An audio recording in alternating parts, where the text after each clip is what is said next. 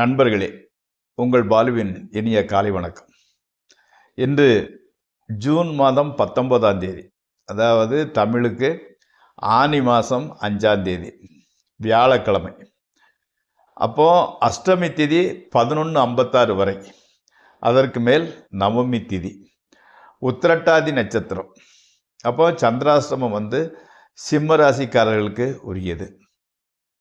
ராகு காலம் மத்தியானம் 1லிருந்து 3 வரை, யமகண்டம் காலையில் 6லிருந்து 7:30 வரை, நல்ல நேரம் 10லிருந்து 11 வரை, 12லிருந்து 1 வரை.